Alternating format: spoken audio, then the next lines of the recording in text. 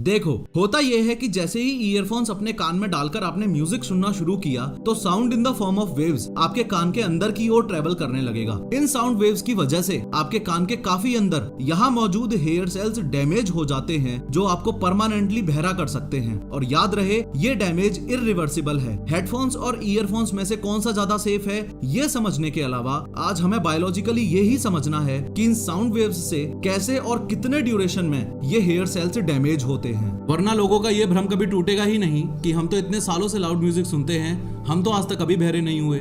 इस वीडियो में ईयरबड्स और ईयरफोन्स टर्म्स को मैं इंटरचेंजेबली यूज करूंगा। थोड़ा सा बाहर आके बताऊं तो आपके कान के इस बाहर वाले हिस्से को पेना बोला जाता है। जो ये छेद होता है इसे ईयर कैनाल बोला जाता है। और ये कॉनकेव शेप्ड मेम्ब्रेन जो आप देख रहे हो इसे ईयर ड्रम बोला जाता है। कई बार आपने लोगों को बोलते हुए सुना होगा कि कान पर थप्पड़ मत मारा करो नहीं तो कान का पर्दा फट जाएगा। वो कान का पर्दा यही है, ईयर ड्रम। ईयर ड्रम बहुत ज्यादा पतला होता है और बहुत रिच ब्लड सप्लाई होती है इसमें। आपके ईयरबड्स से जो साउंड वेव्स निकली वो इस ईयर ड्रम को कुछ इस तरीके से वाइब्रेट करती हैं। इस ईयर ड्रम से कनेक्टेड होती हैं ये 3 बोन्स। ईयर ड्रम का वाइब्रेशन कुछ इस तरीके से इन तीनों बोन्स को भी मूवमेंट देता है। इन तीनों में से ये जो लास्ट वाली बोन है इसे बोला जाता है स्टेपीज और ये कनेक्टेड होती है इस कोक्लिया से। देखो, इनर ईयर के टोटल 2 पोर्शंस होते हैं। एक तो ये वेस्टिबुलर पोर्शन और दूसरा है ये कोक्लिया। वेस्टिबुलर पोर्शन आपके बॉडी के बैलेंस के लिए रिस्पॉन्सिबल होता है, इसलिए आज हम इसकी बात नहीं करेंगे। हमारा फोकस रहेगा इस कोक्लिया पर। लेकिन उससे पहले ये समझो, ये 2 बंदे जो खाली और भरे हुए वाटर टैंक्स में बैठकर पैर हिला रहे हैं, इनमें से सेम स्पीड पर पैर हिलाने के लिए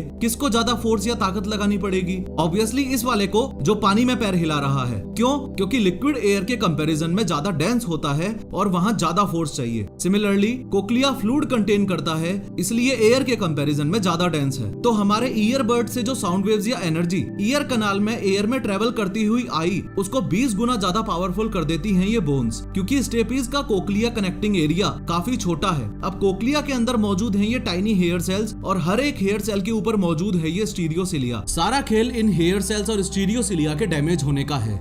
जब हम लाउड म्यूजिक सुनते हैं तब ये स्टीरियोसिलिया इस तरीके से बैंड हो जाता है और जब भी हम काफी लॉन्गर ड्यूरेशन के लिए लाउड साउंड सुनते हैं तो ये हेयर सेल्स भी कुछ इस तरीके से सूज जाते हैं। चिंता की बात यह है कि अगर ईयरफोन्स को सेफली यूज नहीं किया गया तो इन हेयर सेल्स और स्टीरियोसिलिया में परमानेंट डैमेज भी हो सकता है और आजकल यंगस्टर्स में हो भी रहा है। और दुख की बात यह है कि फिलहाल दुनिया के किसी भी हॉस्पिटल में इसका कोई भी इलाज नहीं है। बट वेट, ये सारी बातें कितनी इम्प्रैक्टिकल साउंड होती है ना, ये हम भी जानते हैं और ये डॉक्टर्स भी जानते हैं कि बिना ईयरफोन्स के लाइफ नहीं चलने वाली। चलो एक बार के लिए माना कि जो लोग मजे के लिए सुनते हैं वो ईयरफोन्स लगाना बंद कर देंगे, लेकिन उन स्टूडेंट्स का क्या जो स्टडीज के लिए ईयरफोन्स यूज करते हैं, जो लोग कोर्सेज देखते हैं, जो लोग ऑफिस में बैठ के एडिटिंग करते हैं, जो लोग शौचालय में रील्स देखते हैं, उनके लिए तो कोई सॉल्यूशन होगा ना? हाँ, सॉल्यूशन है और वो सॉल्यूशन है 60-60 रूल। डॉक्टर्स क्लियरली इस बात को मेंशन करते हैं कि 60% से ज्यादा वॉल्यूम पर नहीं सुनना है और 60 मिनट से ज्यादा टाइम के लिए नहीं सुनना है। अगर आप ये 60-60 रूल फॉलो करते हो तो आपके ईयरफोन यूज करने के बाद भी 100% सेफ हैं। लेकिन अगेन ये बात भी टोटली इम्प्रैक्टिकल है क्योंकि कई ऐसे केसेस भी हैं जहां बच्चों की ऑनलाइन क्लासेस घंटों चलती हैं या ऑफिसेज में बैठ के लोग 8-8 घंटे एडिटिंग करते हैं। इसलिए इस 60-60 रूल से परेशान होकर ये रवि नामक एक स्टूडेंट डायरेक्टली डॉक्टर के पास चला गया और लॉन्ग आवर्स तक अपनी ऑनलाइन स्टडीज कंटिन्यू करने के लिए पॉसिबल सॉल्यूशंस के बारे में पूछने लगा। डॉक्टर साहब रवि को अच्छे से समझाने के लिए उसकी स्टडी टेबल पर वापस आए और बताने लगे कि अगर आपको लॉन्गर ड्यूरेशन के लिए ऑनलाइन स्टडीज करनी है तो हमेशा ही सोर्स ऑफ साउंड और ईयर ड्रम के बीच के डिस्टेंस का खास ध्यान रखना है। जब आप ईयरफोन यूज करते हो तो सोर्स ऑफ साउंड और कान के पर्दे का डिस्टेंस सबसे कम होता है। यानी ईयरफोन या ईयरबड्स ऑडियो डिवाइसेस के लिए यूज करने वाले ऑप्शंस में से सबसे खतरनाक और सबसे बकवास चीज है। ये कुछ ऐसा है जैसे 2 छोटे स्पीकर्स एकदम आपके कान में घुसा ही दिए हैं। जब आप हेडफोन्स यूज करते हो तो साउंड सोर्स से ईयर ड्रम की दूरी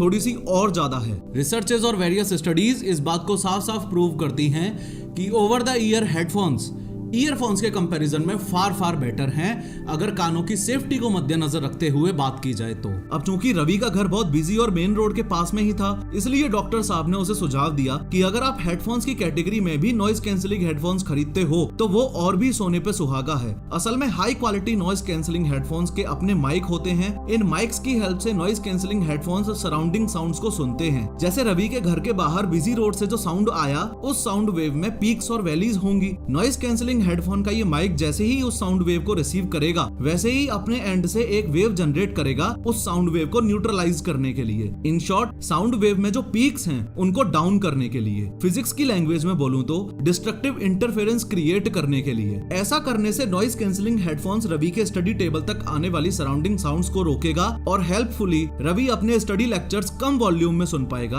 ultimately saving his ear drums and hair cells. Noise cancelling headphones background noise को कम करने के लिए हाई डेंसिटी फोम्स भी यूज करते हैं जो आपके ईयर्स को एक्सटर्नल साउंड से सील करते हैं। ज्यादा बैकग्राउंड नॉइज नहीं होगी तो स्टडी करते वक्त वीडियो लेसन्स को केयरफुली सुनने के लिए रवि अपनी वॉल्यूम ज्यादा नहीं बढ़ाएगा।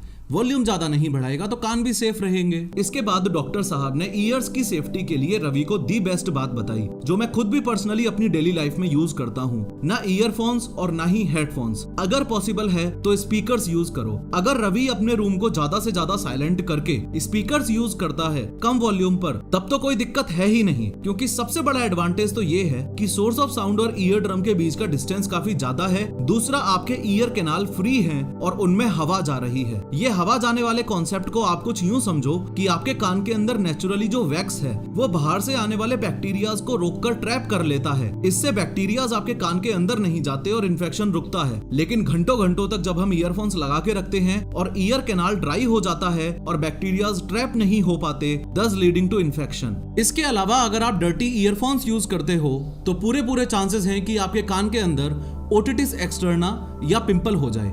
ओटिटिस एक्सटर्ना एक सीरियसली बहुत बड़ी बीमारी है जिसके भारत में टोटल 10 लाख केसेस आते हैं हर साल। इस बीमारी में इंसान के कानों में इन्फेक्शन हो जाता है, आउटर ईयर लाल पड़ जाता है और कान में सूजन आ जाती है। इन शॉर्ट, डॉक्टर साहब रवि को साफ साफ शब्दों में ये कहना चाहते हैं कि ईयर्स को लंबे टाइम तक सेफ रखने के लिए ईयरफोन से बेटर है हेडफोन्स, हेडफोन्स से बेटर है नॉइज कैंसिलिंग हेडफोन्स और नॉइज कैंसिलिंग हेडफोन्स से बेटर है स्पीकर्स। स्पीकर्स से संबंधित ये बात भी आपको याद रखनी है कि ईयर ड्रम से साउंड सोर्स दूर है। सिर्फ इस बात से काम नहीं चलेगा, ड्यूरेशन और लाउडनेस दोनों का ही ध्यान रखना पड़ेगा। वॉल्यूम भी कम होनी चाहिए। जाने से जस्ट पहले डॉक्टर साहब ने रवि को एक बात और बोली, ऐसी बात जिसने रवि की जिंदगी बदल दी। डॉक्टर साहब ने रवि के मम्मी पापा को और दादा दादी को भी रूम में बुला लिया और समझाया कि हियरिंग लॉस का जो लेवल आपके दादा दादी का है वो सेम हियरिंग लॉस का लेवल आपका होगा, सिर्फ 45 से 50 साल की उम्र में ही, अगर आपने ईयरफोन्स को यूज करने का सही तरीका अभी से नहीं अपनाया तो। डॉक्टर साहब ने इस कॉन्सेप्ट को उस मिसकंसेप्शन से कंपेयर किया जो लोगों में बुढ़ापे और रिंकल्स को लेकर है। डॉक्टर साहब ने बताया कि लोग ऐसा सोचते हैं कि डीप रिंकल्स और स्किन पिगमेंटेशन एक नॉर्मल एजिंग का प्रोसेस है, यानी बुढ़ापे के साथ तो वो आएगा ही, लेकिन असलियत ये है कि स्किन पर ये सब लार्जली सोलर रेडिएशन और यूवी डैमेज की वजह से होता है। सिमिलरली, अरे इनके तो कान चले गए हैं जैसे शब्द